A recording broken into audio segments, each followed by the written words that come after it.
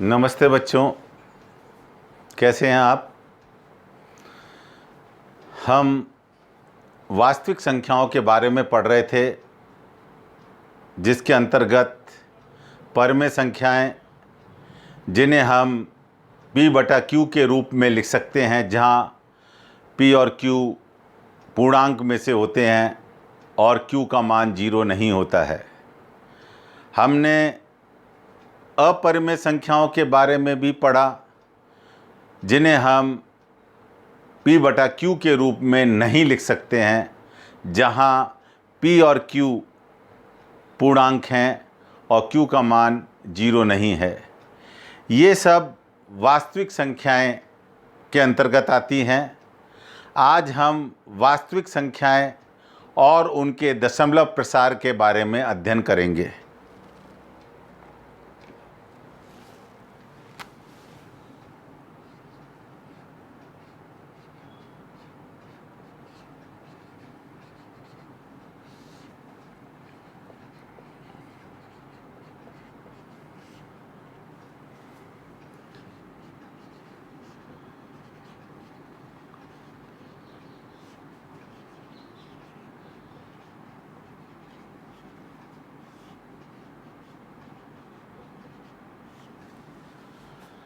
वास्तविक संख्याएं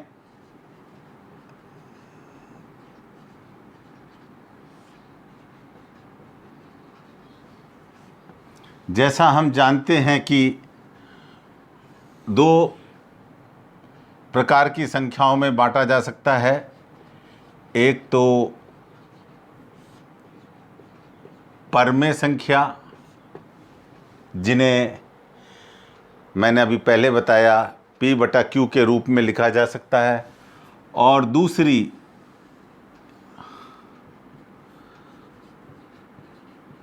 अपरिमेय संख्या या संख्याएं, इसको भी संख्याएं कर देता हूं।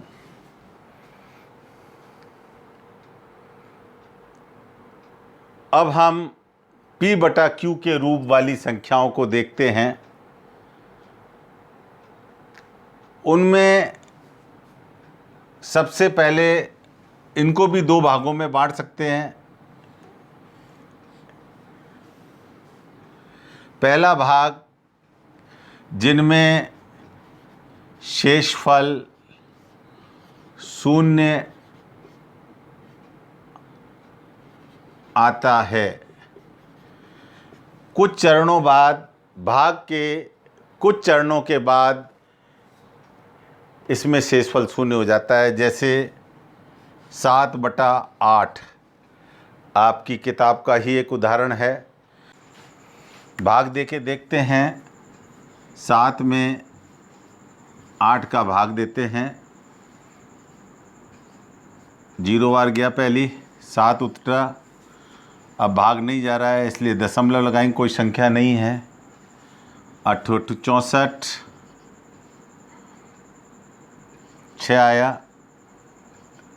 8 × 7 = 56, 4 आया। 5 × 40 और 0 आया। ये क्या है? शेषफल। हमने देखा 7 में 8 का भाग लगाने पर शेषफल 0 आ गया, और जो दशमलव प्रसार है 5 के बाद इसका अंत हो गया। 5 के बाद आगे इसका दशमलव प्रसार नहीं हो सकता। तो ये जो इसका दशमलव प्रसार आया है 7/8 का, वो आया है 0.875, और 5 इस दशमलव प्रसार का आखिरी अंक है। इस प्रकार के जो दशमलव है, जिनमें दशमलव प्रसार का अंत हो जाता है, इस प्रकार के दशमलव को हम शांत दशमलव कहते हैं। भाग यहाँ पर पूरा हो गया, आगे भाग नहीं होगा क्योंकि शेषफल 0 आ गया, या हम कह सकते हैं दशमलव प्रसार का अंत हो गया। ऐसे दशमलव को हम शांत दशमलव कहते हैं। अब हम दूसरे प्रकार के दशमलव के बारे में देखते हैं, जहाँ पर शेषफल शून्य नहीं आता है।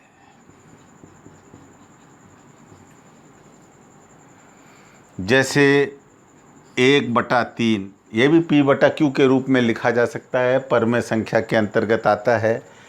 1/3 भाग लगा के देख लेते हैं। यहाँ पर 1 में 3 का भाग लगाते हैं। पहला भाग 0 बार गया, पॉइंट लगा तो यहाँ 0 उतर गया। 3 तो यहाँ 3 3 9, फिर 1 आ गया, फिर हमने यहाँ 0 उतरा 3, फिर 9 आ गया, फिर 1 उतर, फिर 3 और 1। तो यानी शेषफल यहाँ पर शून्य नहीं आता है। और यहाँ पर एक विशेषता और देखने को मिली है कि संख्या के खंड की पुनरावृत्ति हो रही है, बार बार वो संख्याएं आती जा रही हैं। जैसे यहाँ पर लिख सकता हूँ 0.33 और इसके बाद ये 3 के आने का क्रम जारी रहेगा, भाग आगे भी बढ़ता चला जाएगा और कभी भी पूरा नहीं होगा। इसको हम गणित के अंदर, ये 3 की लगातार पुनरावृत्ति हो रही है, 3 के ऊपर मैं लाइन खींच के लिख दूंगा 0.3 बार। बार का मतलब है कि ये जो खंड है 3 वाला, इसकी बार बार पुनरावृत्ति हो रही है। इसी तरह से 1/7 का आप भाग देंगे तो 0.142857। फिर इसके बाद यही खंड, मैं इसको मिटा देता हूँ क्योंकि ये भाग हमारा पूरा हो गया है। फिर देखो मैं क्या बता रहा था कि 1 में 7 का भाग देने पे 0.142857, फिर 142,857, फिर 142,857। इस तरह से ये जारी रहेगा क्रम। और इसको हम लिख सकते हैं 0.142857। ये जो खंड है हम देख रहे हैं ये बार बार आ रहा है, तो हम इसके ऊपर एक लाइन खींच देंगे पूरे के ऊपर, खंड के ऊपर, जिससे हमें पता चल जाएगा कि ये खंड की पुनरावृत्ति हो रही है, ये खंड बार बार आ रहा है। और इस प्रकार के जो दशमलव हैं, इस प्रकार के दशमलवों को बोलते हैं अनवसानी आवर्ती दशमलव। आवर्ती मतलब इनकी पुनरावृत्ति हो रही है, दशमलव। तो ये 2 प्रकार के दशमलव कौन कौन से? एक तो शांत दशमलव और एक अनवसानी आवर्ती दशमलव परमेय संख्या के अंतर्गत आते हैं। अब हम आ जाते हैं दूसरे प्रकार की संख्या, वास्तविक संख्या, अपरमेय संख्या पर। हम जानते हैं कि जो संख्याएं परमेय नहीं होती हैं, यानी p/q के रूप में नहीं लिखी जा सकती हैं, ना तो उनका दशमलव प्रसार शांत हो सकता है और ना ही उनका दशमलव प्रसार अनवसानी आवर्ती दशमलव हो सकता है। तो इन संख्याओं का जो दशमलव प्रसार होगा वो अनवसानी अनावृत्ति का मतलब जिसकी आवृत्ति बार बार नहीं होती है। यानी मैंने आपको ध्यान हो बताया था, इस तरह की संख्या लिखी थी और आपने उसको नोट भी किया था, तो ये इस तरह का दशमलव प्रसार है। इसी तरह से मैंने आपको इसके अंतर्गत बताया था कि पाई जो होता है 22/7 के सन्निकट, यानी इसके लगभग बराबर, इसके निकट बराबर होता है तो ये भी एक अपरिमेय संख्या है। पाठ्य पुस्तक के पेज संख्या 14 प्रश्नावली 1.3 का जो पहला प्रश्न है, निम्नलिखित भिन्नों को दशमलव रूप में लिखिए और बताइए कि प्रत्येक का दशमलव प्रसार किस प्रकार का है। तो बच्चों, अभी अपन ने भाग देकर देखा था, यहाँ पर जितनी भी संख्याएं दे रखी हैं P/Q के रूप में हैं, उनको भाग दे के देखा था। या तो दशमलव प्रसार शांत आता है या अशांत, यानी अशांत मतलब अनवसानी आवर्ती आता है। तो ये प्रश्न आप स्वयं हल कर सकते हैं। करता हूँ, पहले आप अपना कंसेप्ट डेवलप कर लें। x बराबर 0.47 और उसके ऊपर बार है। मान लो मैं इस संख्या को 10 से गुणा करता हूँ तो क्या हो जाएगा, 10x बराबर 10 इंटू 0.47 पे बार हो गया। 10 से गुणा करूँगा तो ये जो दशमलव है एक स्थान दाईं तरफ खिसक जाएगा, यानी अब संख्या हो जाएगी 4.7 और दशमलव इधर आ जाएगा। दशमलव देख लो, अभी यहाँ था, एक स्थान सरक जाएगा। अगर देखा जाए तो ये संख्या क्या है, 10 इंटू 0.47 47 तो हम क्या कर सकते हैं कि इस 47 पे बार लगा देते हैं और ये दशमलव यहाँ आ जाएगा। तो संख्या क्या हो जाएगी, ये 4.747 पे बार हो जाएगा। आपको लगता है समझ में आ गया होगा। अब यदि मैं इसको 100 से गुणा कर देता हूं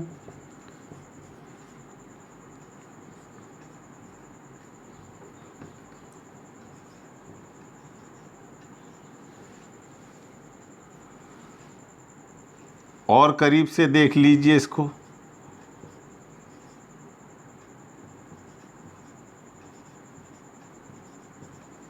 और अगर बार लगाना चाहूँ तो यहाँ पे भी लगा सकता हूँ क्योंकि ये 4-7 तो चल ही रहा है।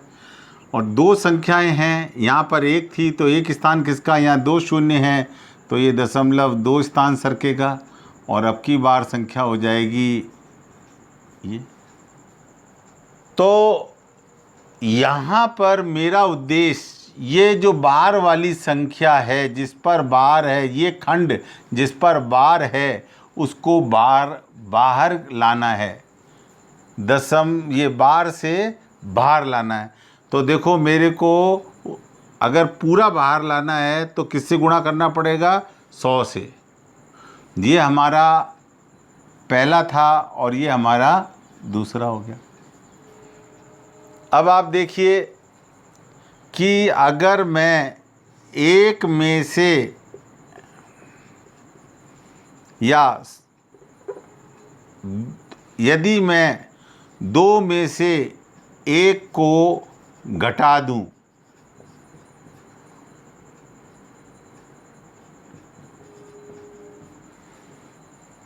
क्या होगा, ये 100x है और ये x है, यानी 100x माइनस x, ये x का मतलब 1x,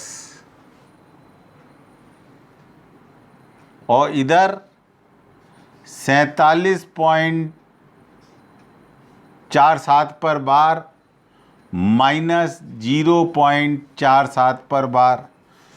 100 में से एक घटा देंगे, कितना आ जाएगा, 99x। कितना आ जाएगा, 100 में से 100x में से एक x घटा देंगे तो 99x आ जाएगा। मैंने बताया ना, ये x नहीं 1x है।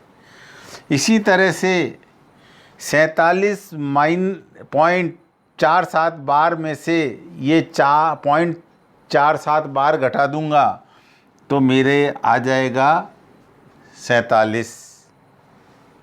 इक्वेशन है, इसलिए मैं इसको इस प्रकार लिख रहा हूँ। इसी को अब मैं लिख सकता हूँ x बराबर 47/99, यही हमारा आंसर हो गया।